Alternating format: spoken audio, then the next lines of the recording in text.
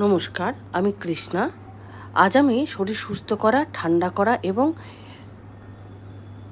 সুস্বাদু একটা কই মাছের রেসিপি লাউ দিয়ে বানাচ্ছি। আপনারা ট্রাই করবেন এবং আমাকে অবশ্যই জানাবেন যে কেমন হলো।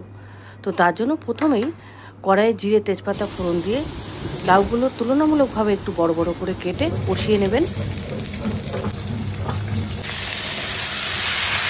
এবার একে একে হলুদ গুঁড়ো, নুন এবং কাঁচা লঙ্কা দিয়ে কষাতে থাকবেন। পাশে অল্প জিরে এবং কাঁচা লঙ্কা বেটে এর মধ্যে দিয়ে আবার কষাতে থাকবেন।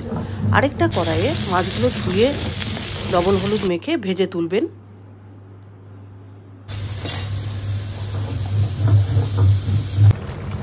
এবার লাউটা সেদ্ধ হয়ে গেলে মাছগুলো দিয়ে দেবেন। এই সময় মনে রাখবেন মাছগুলো কিন্তু একটু বেশি ভাজা লাগে লাউয়ে দিতে গেলে। এইবার একটা ভাজা মশলা তৈরি করে নিন।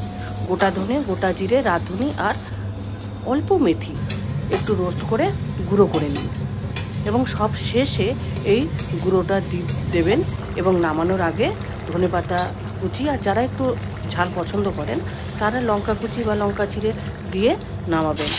খেতে কেমন হলো আমাকে কিন্তু অবশ্যই জানাবেন।